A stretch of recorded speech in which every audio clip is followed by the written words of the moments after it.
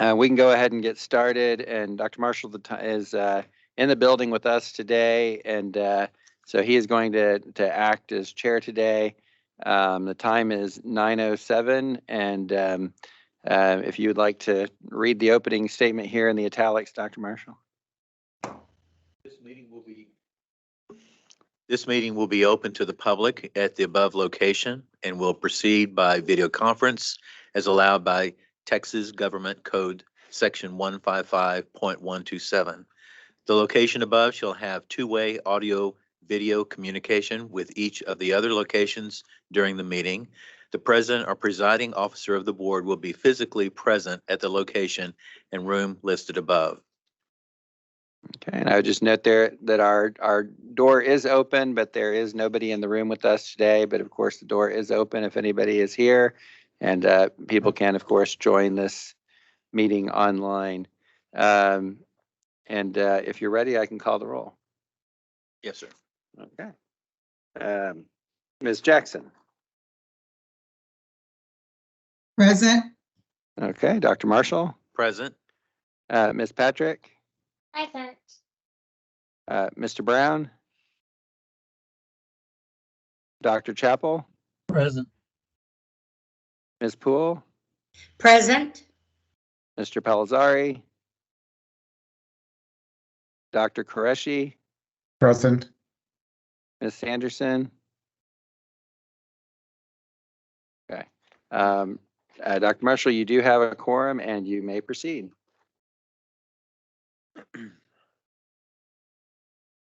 Let's begin with the board member report.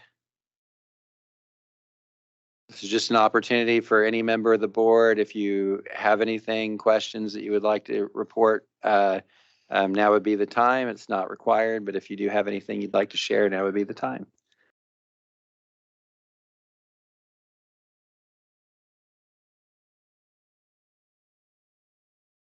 Okay. The executive director's report, please. Sure. And the first item on here is the, I believe, the budget report. And so, Mr. Strada, do we have you? Yep. Okay. I'll turn it over to you, Joe. I'm here. Thank you, Chris. Good morning, board members. So I'll be brief with my report. Just wanted to let everybody know that I did update the format of the report a little bit. So starting on page 3 of the report, I have a simple one-pager that just has simple numbers rounded up of what our revenues are, what our expenditures are, and what we have left over to spend through the end of the fiscal year. So I thought that might be a little bit easier read compared to the longer financial statements that I've been providing before. So that information does cross over and it ties all together. So just letting you know that's available for you. As always, starting on page 5, I have a budget execution detail. So currently, through the end of December, our budget execution is at 90%. Our actual expenditures cash out compared to our actual revenues, we're at about 47%. So that's great news. We're spending less than what we're collecting, and we expect that to be that way through the end of the fiscal year. Our total revenue collections through the end of December were just over $11 million. And on page 10 of the budget report, there's more detailed information on our revenue collections starting from fiscal year 2012 through our current year.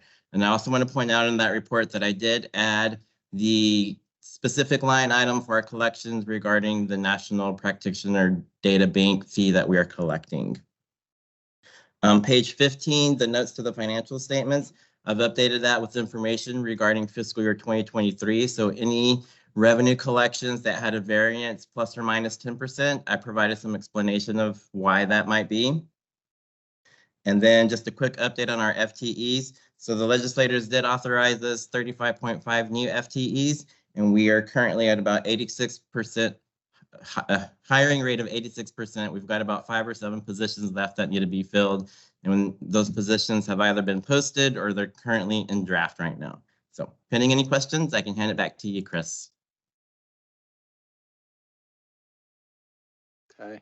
I should note on this agenda item that the executive director, Mr. Brent Carlton, is on military duty this weekend.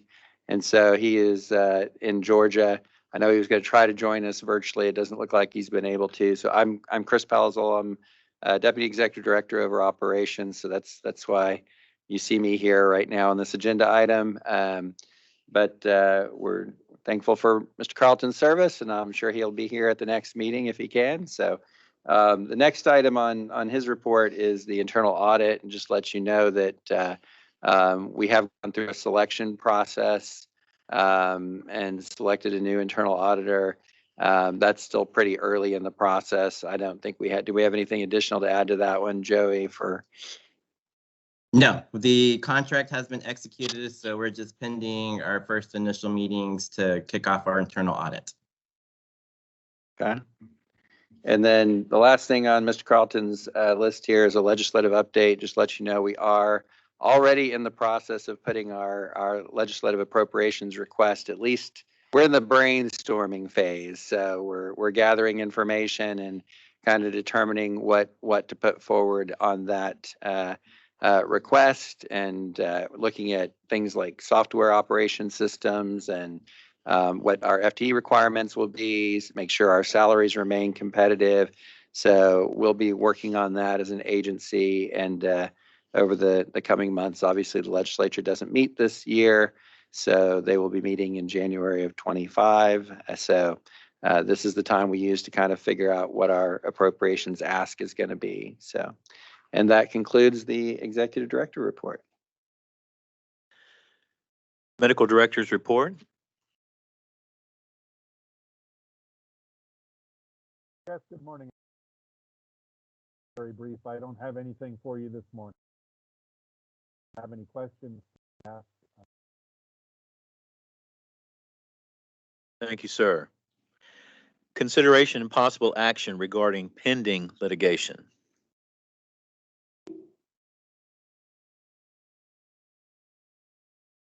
I'm not sure if Scott is here. Oh, and I do see Mr. Brown. Yeah. Hi, Mr. Brown. Oh, good. Thank you. I'm so sorry. No, Go ahead, Chris. Good morning. Sarah, you got it. I also see Mr. Freshour's Hollywood Square, but I don't see anything there. So we may have lost connection. He had to step away for a second. So Sarah, if you want to take the stick. Sure. Yeah, sure. Okay. Well, as Scott likes to say, thank you very much for not being sued. We have no RCP related cases on appeal. We have some cases involving substantial evidence review pending. So with that concludes my report. But we are happy to answer any questions that you might have. Thank you.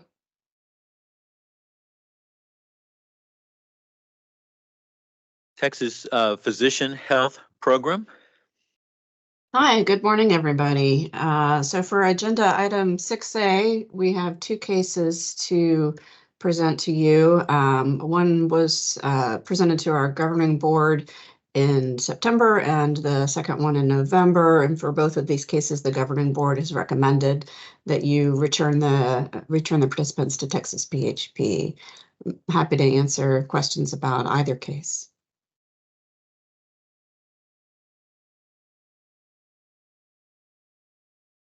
Dr. Mark, on these, the options would be, if anyone has questions for Dr. Doyle about these two cases, they are in Laserfish for everybody to review. And if there are any questions, if not, then Dr. Marshall, you can call for a motion to accept the recommendation to return the cases to PHP, and you can vote on them together or separately if you have different recommendations on each one, or if you want to accept the recommendation to leave both cases with RCP board, with the PHP, sorry, they can just take a motion on that.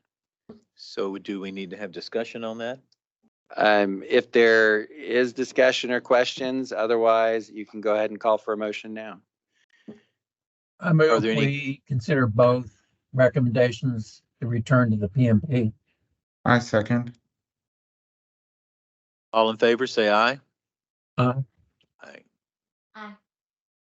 Aye. Aye. Aye.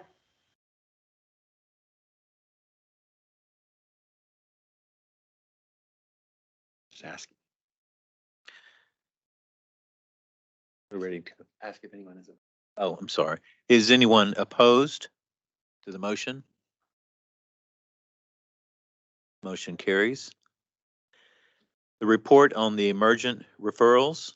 Yeah, so we have no emergent referrals to report. There are two other reports, agenda items C and D, that are program activity report and drug screening quarterly report. And Rue Bernardo and I are happy to answer any questions if you have any questions about those, but no action is needed.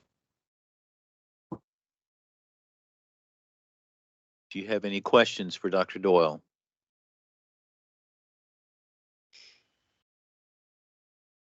Take any action? No. Okay. Thank you. Thank you. Thank you. Discussion, recommendation, and possible action regarding applicants appearing concerning eligibility. Ms. Tuthill? Thank you so much. I think I'm going to hand it on over to Grace. Thank you, Ms. Unterborn, excuse me. Thank you. Thank you. We have one licensure applicant that has been referred by the executive director to appear today, applicant number 2597. This applicant is a reissuance applicant. They previously held a Texas RCP license that was issued by DISH in July of 2012. It was canceled by the board in February of 2021 and officially expired in November of 2021. The applicant has been referred to appear for issues related to criminal history, disciplinary history, and falsification. With regards to the criminal history, the applicant has an August 2009 DUI following too close misdemeanor arrest, a March 2010 DWI misdemeanor class B, and then a March 2018 assault of a family house member impeding breath circulation. That was a felony 3rd degree, but was reduced to a misdemeanor class A family violence charge. Applicant was convicted, 24 months probation, and discharged from community supervision in May of 2020.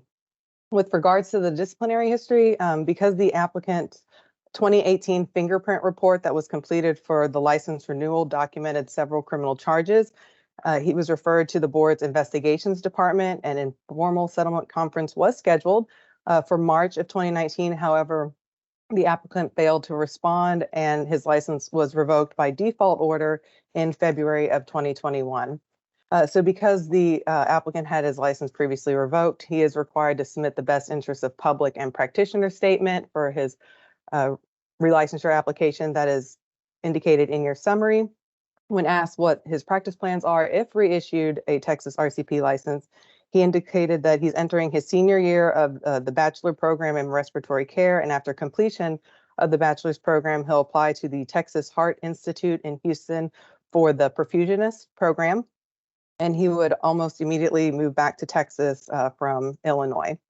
With regards to the falsification issue, the applicant did answer yes to multiple criminal history questions on our application. However, when he submitted the required statement asking how many arrests he was reporting by answering those questions affirmatively, he didn't disclose his complete arrest history. He only reported 3 arrests, 1 in 2004, 1 in 2010, and the 2018 assault. The staff found additional arrests upon review of the fingerprint report, 1 arrest occurring in the following years of 2002, 2008, 2009, 2012, and 2013.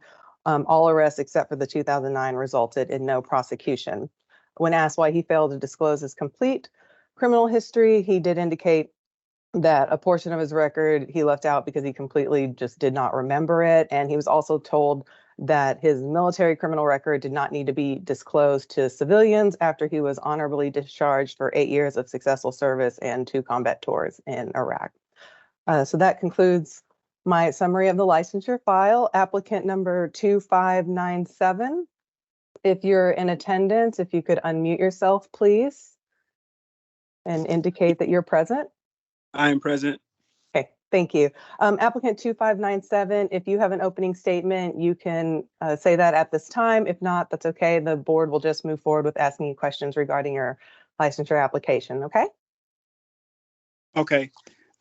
For my opening statement, I'd like to thank you all for coming and allowing me to be here and give me an opportunity to at least decide my fate as I would see it. Like I said, I just appreciate this opportunity, and that's all I would like to open up with.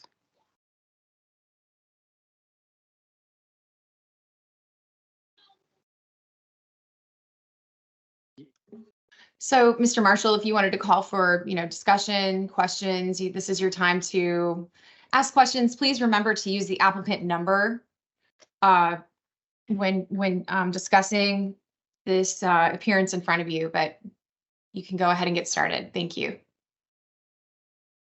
All right, is there any discussion for our applicant 2597? Yes, my question would be, you sound like you have a job at the Heart Center in Houston as a perfusionist lined up. Is that correct? No, sir. I plan to enroll at that school to complete my master's program in perfusion upon completion of my bachelor's degree. Okay. Do you have to be a respiratory therapist to be in that program? No, sir. A lot of RNs also do that program as well. So if you don't have a respiratory care license, are you still eligible to be in that program? That I do not know, to be honest with you. I see one of the board members shaking their head no, so I guess I'll go with that. No, I wouldn't be able to. And if your plans to go to perfusion school don't pan out, you're not accepted or you don't make the grade, if you get accepted, then what would you do? If I was to get accepted, I would go to the school. If you weren't accepted, or if you get accepted and can't make the grade and drop out, what would you do then?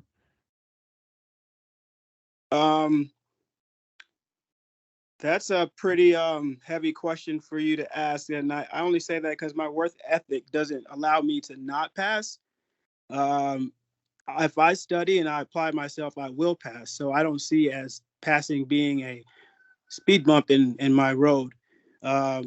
So I would say that if I was not able to be a perfusionist, if I could just answer that question, then I would have to find another way of means of making a living. I would just probably still be a respiratory therapist and stay in Illinois or go to Florida, for they have allowed me to have a license. Yeah.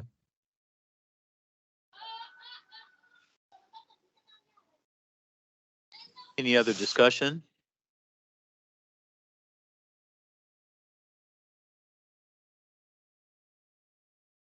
So I had a question. So right now you are practicing as a respiratory therapist in Illinois? Yes. And how long have you been in the current institute?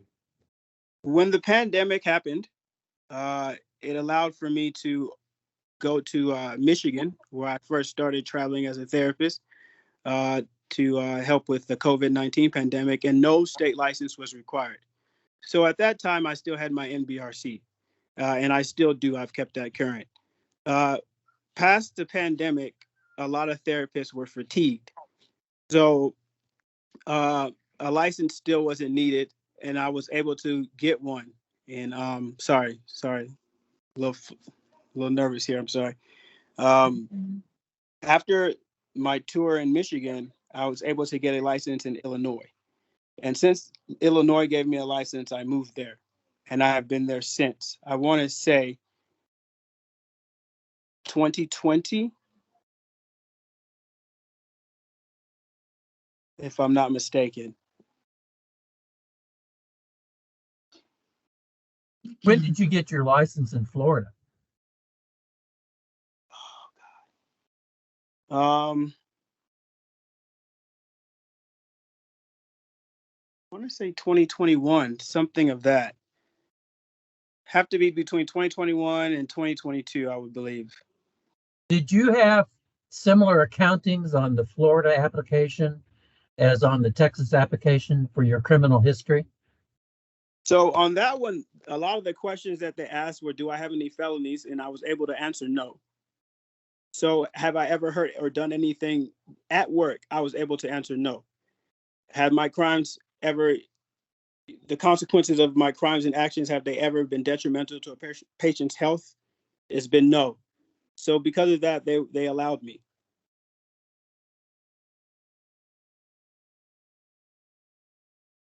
Ms. Grace, this is Latina. Does applicant 2597, is he current with his, from a Texas standpoint, is he current with his CEUs and all the other requirements that we require for Texas?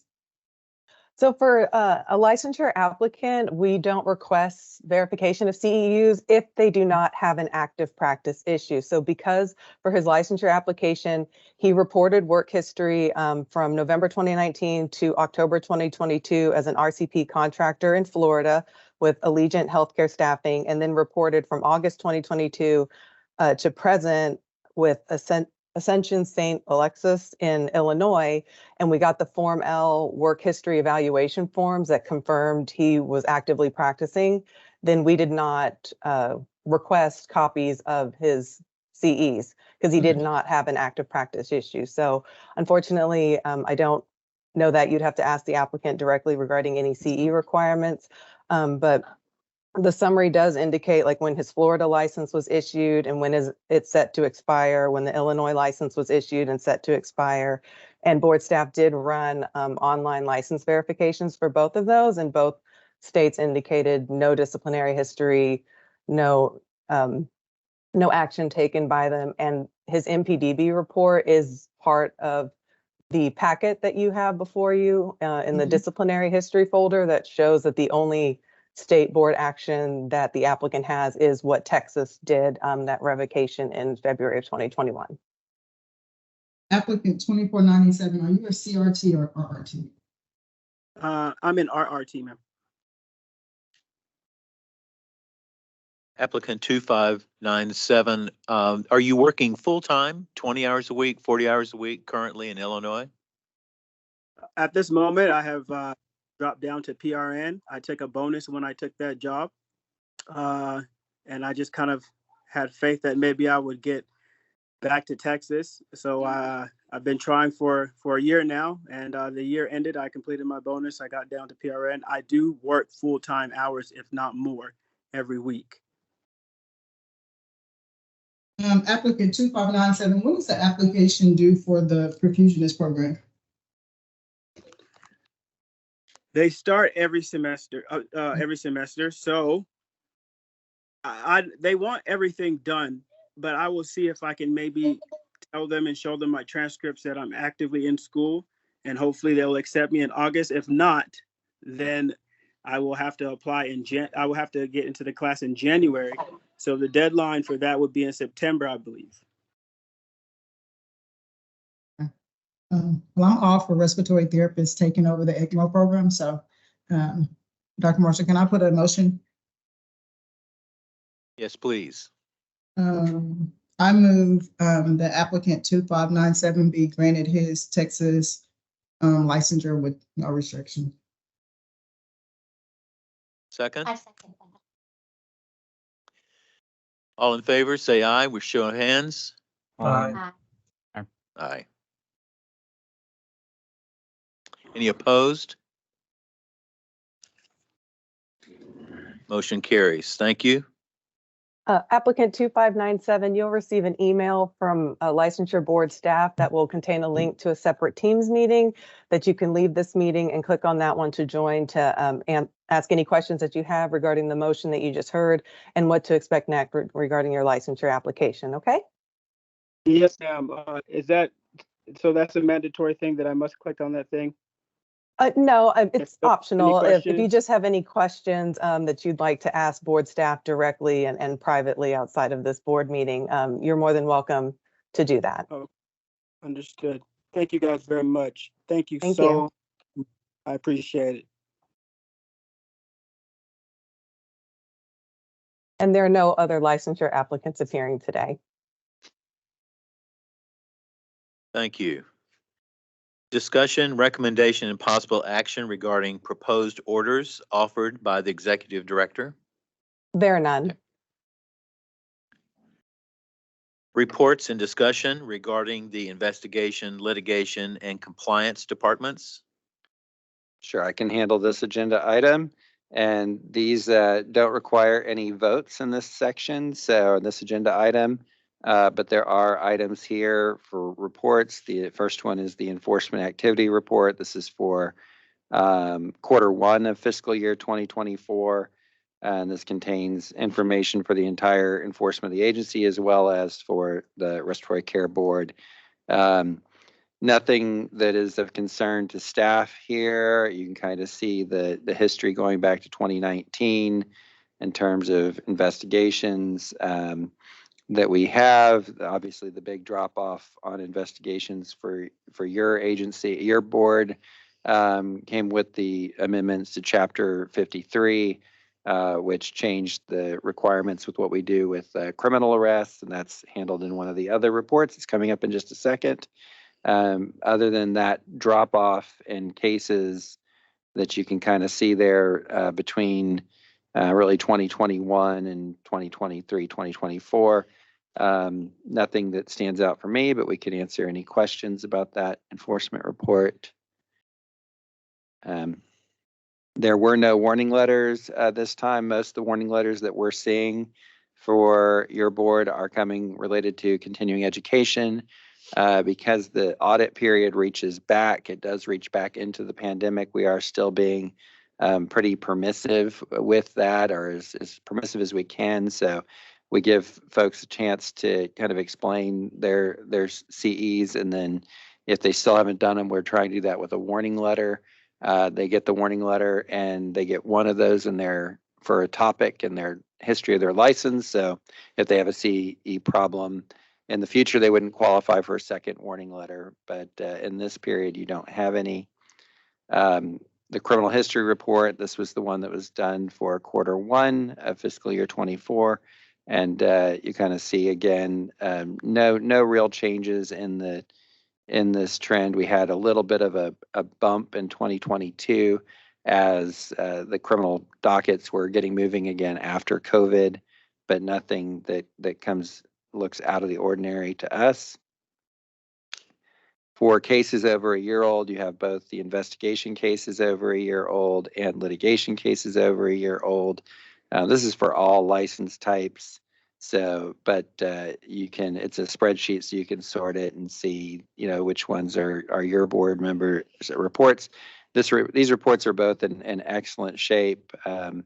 Ms. Swanholm and Ms. Henneke, the directors of litigation and investigations, they and their staffs are doing an excellent job.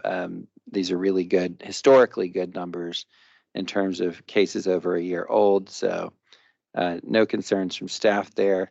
You do have a temporary suspension chart that again covers all license types, but you can see which ones relate to your licensees. There's just one on there. Just kind of an indication of where we are with that.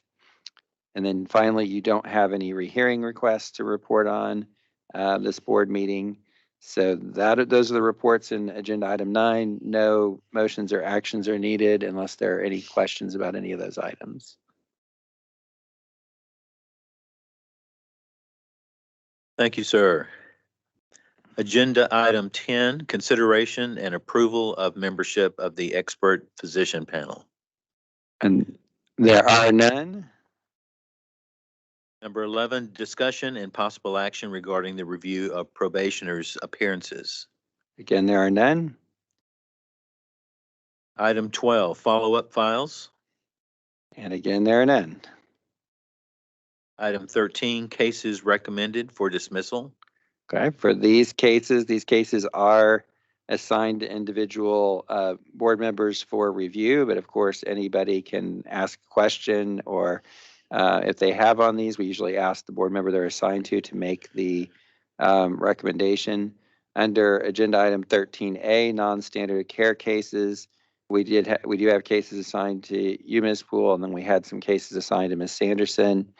Ms. Poole, are you ready to make motions on the cases that were originally assigned to you? Those would be under agenda item 13A, and then in your category B and D, you had one under LOE and one under litigation department dismissal. Oh, we still have you on mute, sorry. My motion would be to dismiss both cases assigned to under non-standard of care cases that were assigned to myself.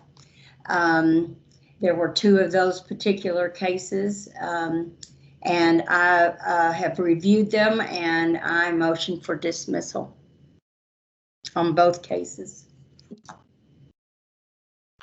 Is there a second? This is Latanya. I second the motion to dismiss both cases. All in favor, say aye. Show of hands. Aye. Any opposed? Motion carries. I also spent just a moment or two looking at the cases that were assigned to Ms. Sanderson, of which they were also under the non-standard, and she also had 2. And both of those I've reviewed, and with the staff reports as well. And I motion for dismissal of both of those cases. Is there a second? Thank you, sir. All in favor, say aye. Show of hands. Just a reminder, just a friendly reminder, go ahead and call for discussion. And then if there's none, you can move forward on the vote. Thank you. Sure. Is there any discussion? All in favor? Aye. The show of hands. Aye. Any opposed? Motion carries. Okay.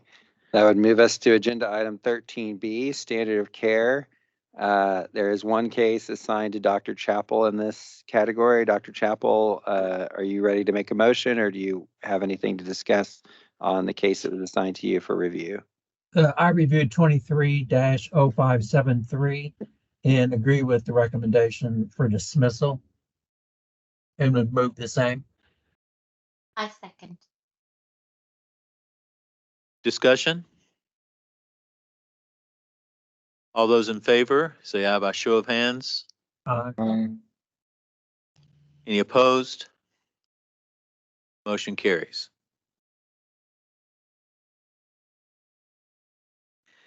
Item 15, consideration and approval of determination of default. There are none, and Dr. Martin, there were also none under agenda item 14, appeals. Sorry. Item 16, consideration and approval of proposal for decision. There are none. Discussion, recommendation, and possible action regarding modification termination requests. There are none. Item 18, discussion, recommendation, and possible action regarding agreed orders. There are 2 items here, and if anybody would like to pull either of those for discussion, now would be the time. Otherwise, if somebody would like a motion to approve the orders under agenda item 18, now would be a time to make that motion. Is there any discussion? Is there a motion? I make Okay. a motion to approve the orders under agenda number 18. Second. No discussion? All those in favor, say aye by show of hands. Aye. Any opposed?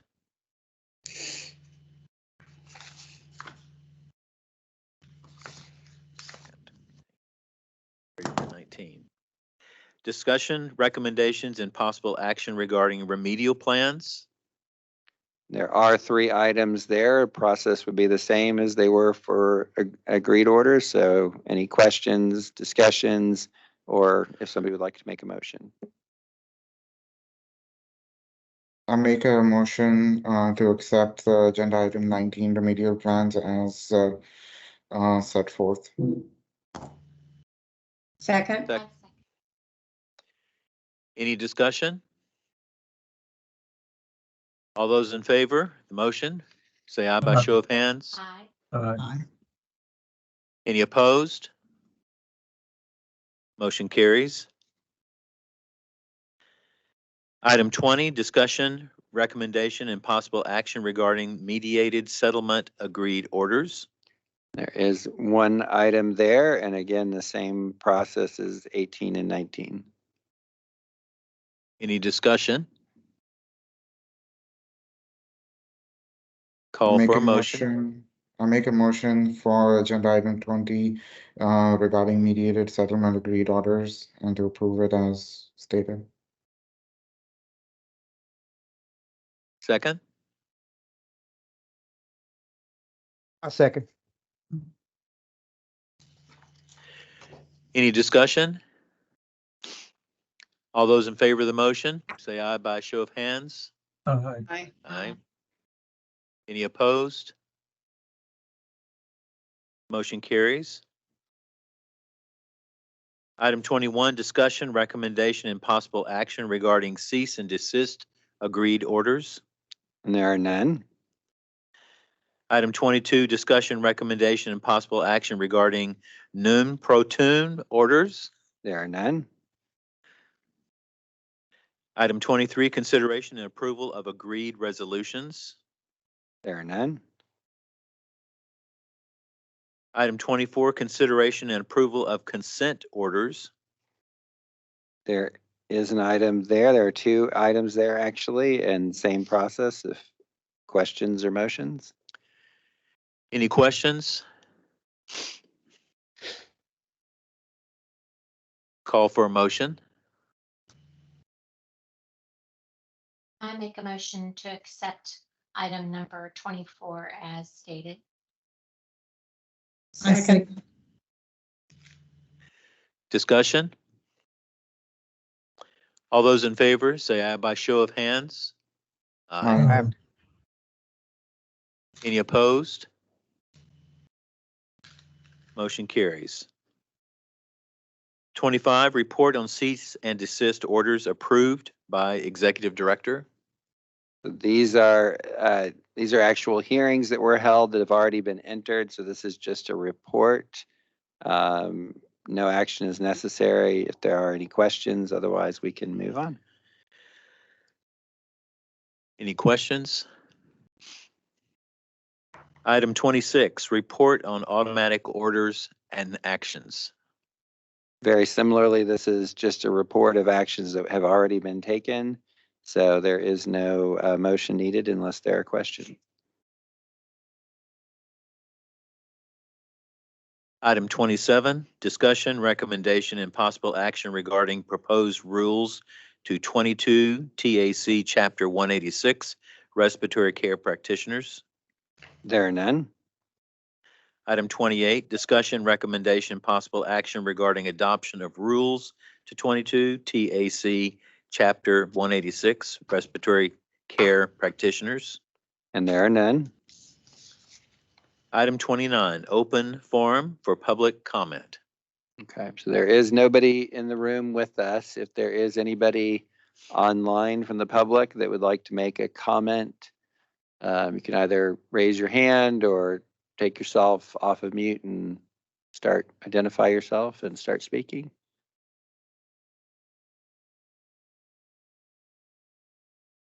Pause for just a few seconds in case anybody's trying to take themselves off of mute. I don't think we see anybody signed on to the meeting as public comment, but we can give it just a few more seconds.